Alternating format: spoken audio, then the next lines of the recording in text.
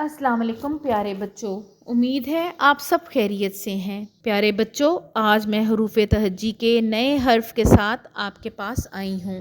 آج ہم جس حرف کے بارے میں کہانی سنیں گے وہ ہے حروف تہجی کا حرف ز۔ حرف ز رے کے خاندان کا تیسرا حرف ہے اور اس کے اوپر ایک نقطہ ہوتا ہے۔ حرف ز بھی رے اور ڑے کی طرح ایک فرشی حرف ہے اور یہ زا کی آواز دیتا ہے۔ چلیں میرے ساتھ رہیں اور کہانی کو سنیں۔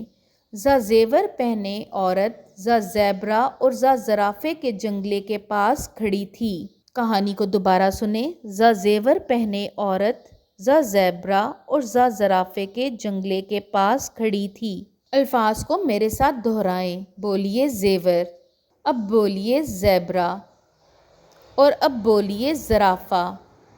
انہی الفاظ کو ایک دفعہ دوبارہ دہرائیں۔ ز زیور، ز زیبرا، ز زرافہ۔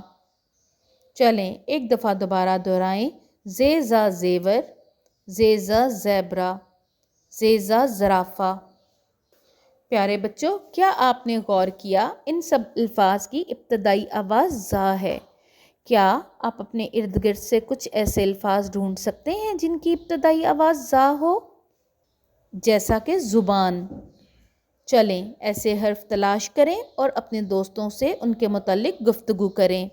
پیارے بچوں، یاد رکھیں حرف ز ایک فرشی حرف ہے جو لائن کے اوپر لکھا جاتا ہے اس طرح اور اس کے اوپر ایک نقطہ ہوتا ہے۔